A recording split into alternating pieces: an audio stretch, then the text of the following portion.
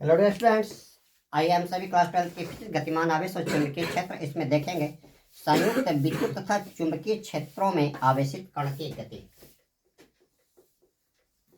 संयुक्त विद्युत तथा चुंबकीय क्षेत्रों में आवेशित कण की गति। क्या कहा? माना किसी एक स्थान पे एक समान विद्युत क्षेत्र E, माना किसी एक स्थान पे एक समान विद्युत क्षेत्र कैपिटल E तथा चुंबकीय क्षेत्र B तथा चुंबकीय क्षेत्र B एक दूसरे के लंबवत कार्यरत हो और आवेशित कण भी प्लस क्यू भी वेग से इन दोनों क्षेत्रों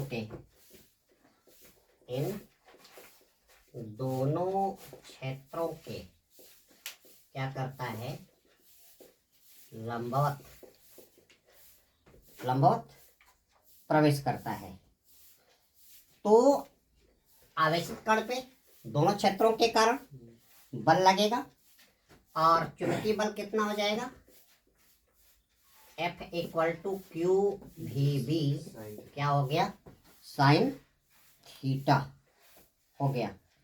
यानी कि ये आपका Q × V vector cross B vector. अब V को हम किस पे ले लें? वेग को x एक्सिस पे और चुंबकीय क्षेत्र को किस पे ले लें? z एक्सिस पे। तो ये आपका हो गया Q × VI कैप और × B क्या हो जाएगा? K कैप हो जाएगा। ठीक है, तो यहां से ये आ गया QVB I कैप और क्या हो जाएगा? क्रॉस हो जाएगा K कैप हो जाएगा। तो यहाँ पे I एक्सिस ले लो, ये आपका x एक्सिस, ये आपका y एक्सिस और ये क्या हो गया? z axis. इस पे I कैप, इस पे j कैप और इस पे k कैप। क्या करते हो आप? जब I j कराओगे, I के बाद j आना चाहिए, लेकिन यहाँ पे I कैप क्रॉस क्या कर रहा है? k कैप, एक j छूट रहा है, तो ये कितना हो जाएगा? माइनस j कैप आ जाएगा। और यहाँ से ये आपका आ गया QVB माइनस क्या आ गया? माइनस आपका आ गया j कैप। अब क्या करेगा? आवेशित कण पर विद्युत क्षेत्र के कारण लगने वाला बल निकाल दीजिए। आवेशित कण पर विद्युत क्षेत्र के कारण लगने वाला हम क्या लेंगे? बल निकाल लेंगे। और ये हो जाएगा Fi, और Fi आपका क्या होता है?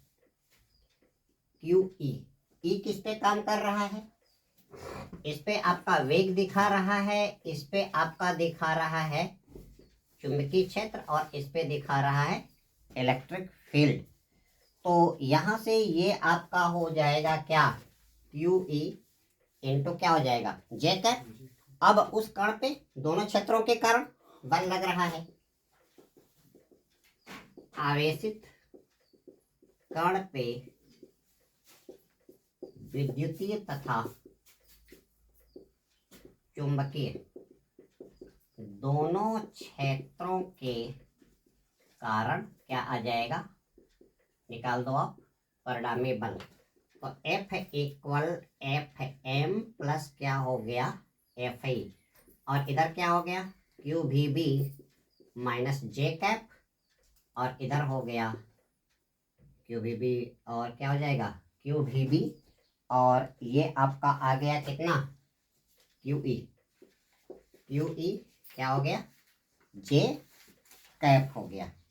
तो यहां से आपका क्या हो गया, ये Q E J cap minus क्या हो गया, Q V B J cap.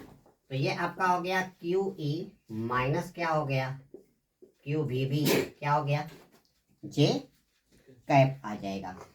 कह रहा है अगर विद्युत और चुंबकीय क्षेत्र की तीव्रताएं इस प्रकार से एडजस्ट किया जाए कि आवेशित कण पे लगने वाला नेट बल कितना हो जाए, 0 हो जाए। यदि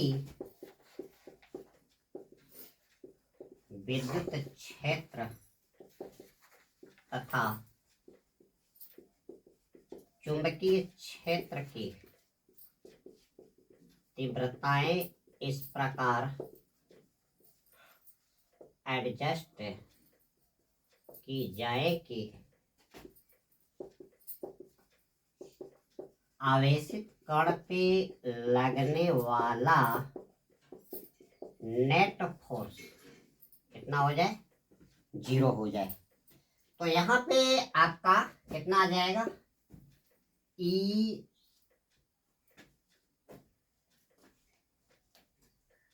जाएगा नेट फोर्स 0, तो कितना हो जाएगा यहाँ से Q और इनटू क्या हो गया, Q कॉमन निकाल लो, E माइनस क्या हो गया वी बी इक्वल टू 0। यहाँ पे क्या हो जाएगा, या तो Q इक्वल टू 0 या इधर ये क्या हो जाएगा, E minus V B equal 0। लेकिन Q is not equal to 0 क्योंकि आवेश तो है। तो यहाँ पे आपका क्या हो गया, E minus V B equal कितना हो गया, 0 हो गया। तो यहाँ पे ये क्या हो जाएगा, E इक्वल वी बी हो गया। ठीक है, तो आवेशित कण का वेग कितना हो जाएगा, V बराबर E बटे क्या आ जाएगा, B आ जाएगा। ठीक है, अब आप लोगों को देखना है विद्युत धारावाही चालक पे चुंबकीय बल देखना है।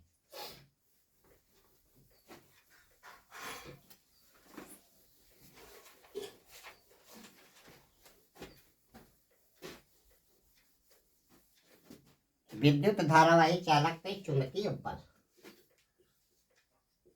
विद्युत धारावाही चालक पर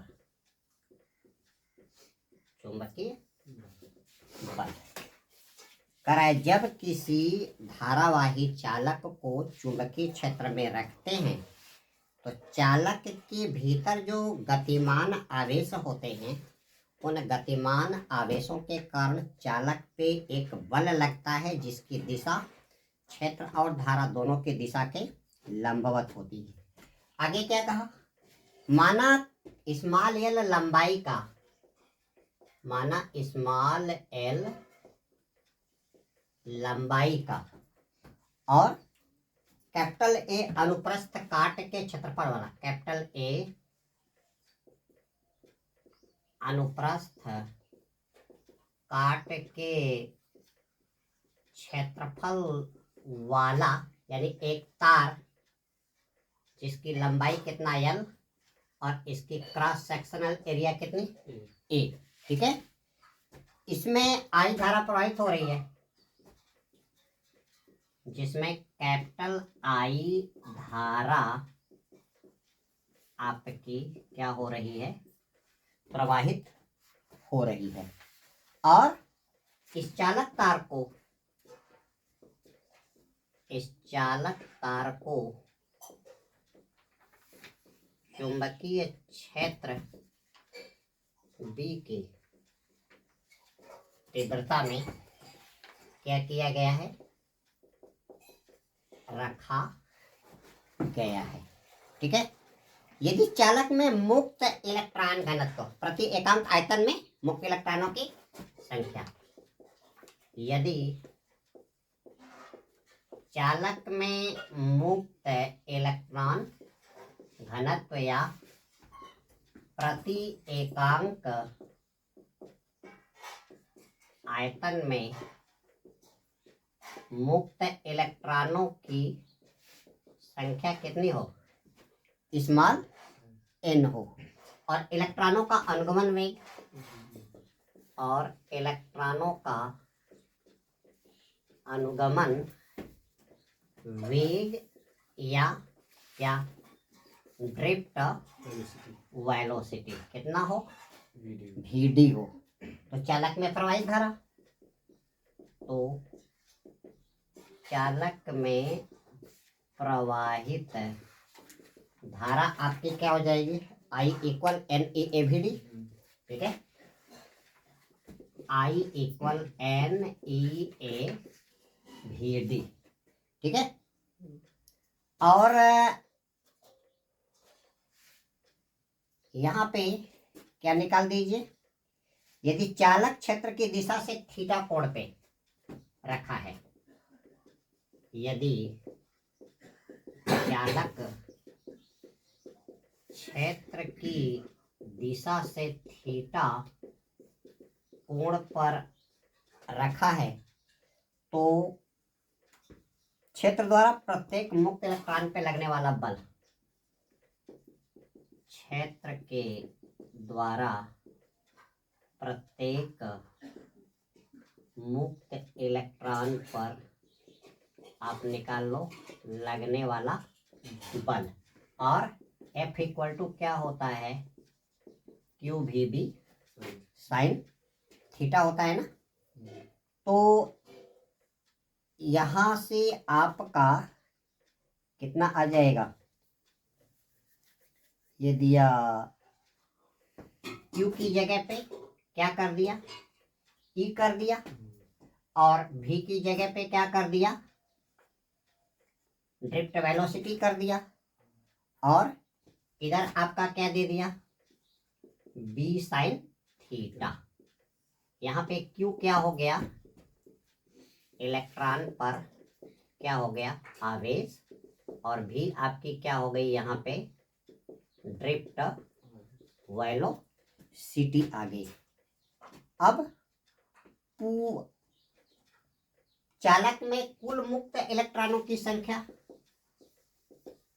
चालक में कुल मुक्त इलेक्ट्रॉनों की संख्या कितना हो जाएगा, एकांक आयतन में इलेक्ट्रॉनों की संख्या, एकांक आयतन में इलेक्ट्रॉनों की संख्या गुणे चालक का, यहाँ पे क्या निकाल लो, आयतन, एकांक तो कितना हो जाएगा, एकांक का आयतन में इलेक्ट्रॉन की संख्या ये, और चालक की लंबाई कितना है, L है, और चालक का क्रॉस सेक्शनल एरिया यहाँ पे L इंटू A किसके बराबर हो जाएगा, आयतन, V का मतलब क्या है यहाँ पे, आयतन के बराबर। तो कुल इलेक्ट्रॉन आपके क्या हो गए, क्या हो गए, NaL हो गए, ठीक है। तो अब क्या करो, पूरे चालक पे लगने वाला बल निकाल दीजिए,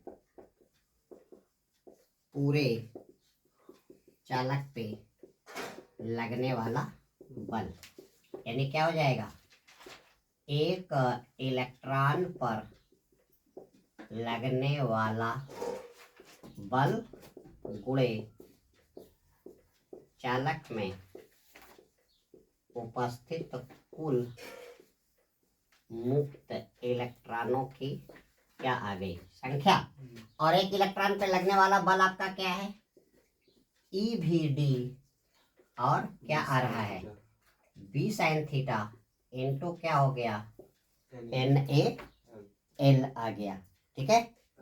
तो यहां से आपका क्या हो गया, NEA, ठीक है, और क्या बच गया आपका VD, और इधर क्या हो गया,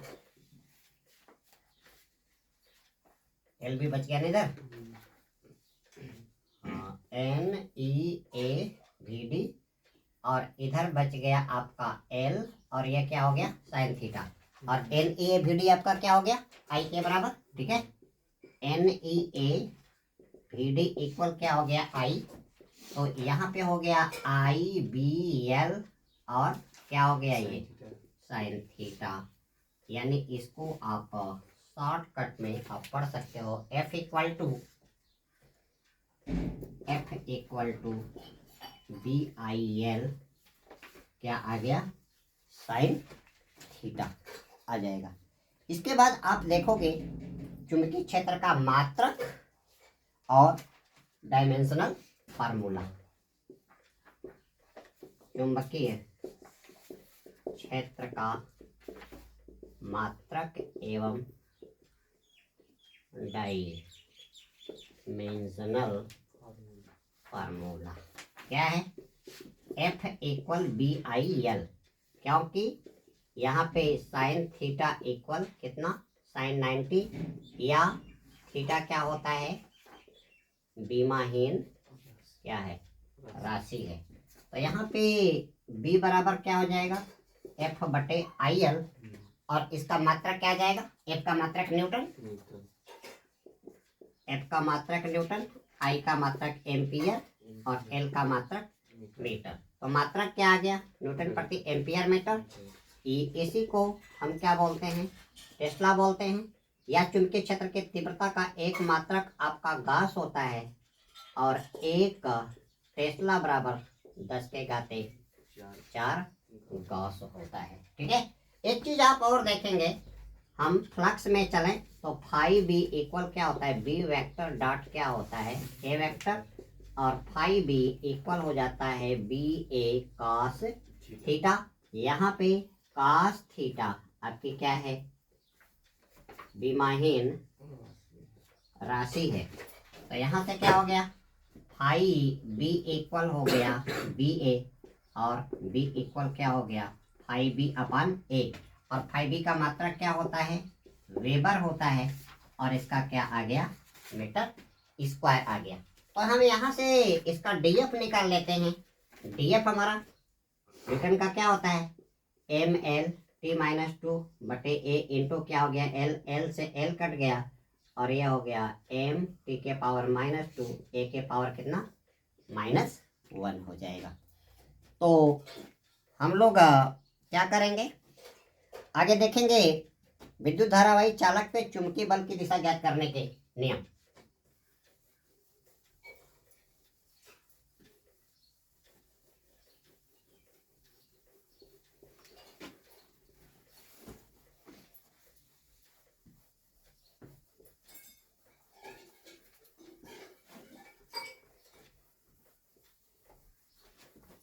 विद्युत धारावाही चालक पर विद्युत धारावाही चालक पे चुंबकीय बल की दिशा ज्ञात करने के नियम। चुंबकीय बल की दिशा ज्ञात करने के नियम। पहला रूल आपका आ रहा है फ्लेमिंग के बाएं हाथ का नियम। बाएं हाथ के हम अपने 3 अंगुली, एक अंगूठा के पास वाली और एक मध्यमा, इस तरह से फैलाएं कि तीनों अंगुलियां एक दूसरे के लंबवत रहें। तो जो अंगुली नीचे जा रही है ये आपकी क्या दिखाएगी धारा की दिशा दिखाएगी।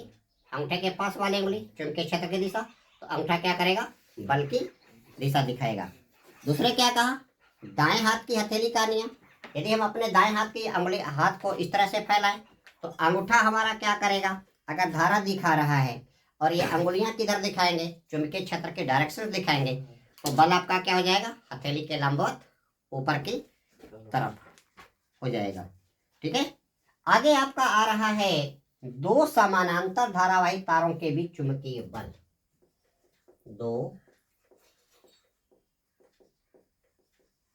समानांतर धारावाही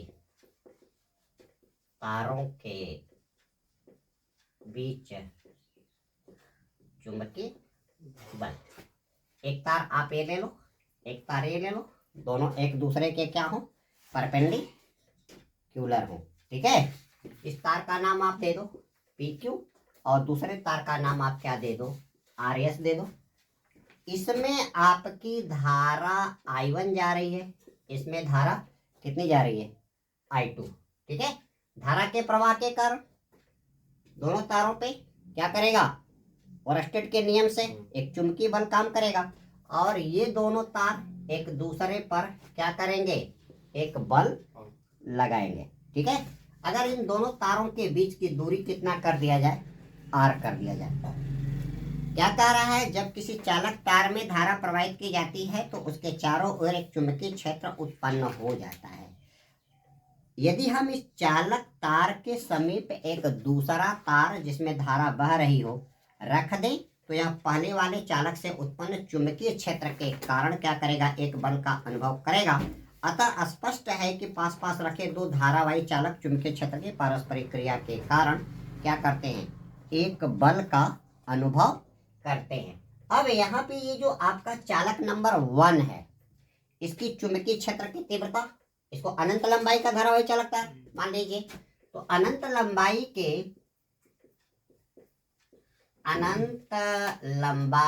के धारावाही चालक तार के कारण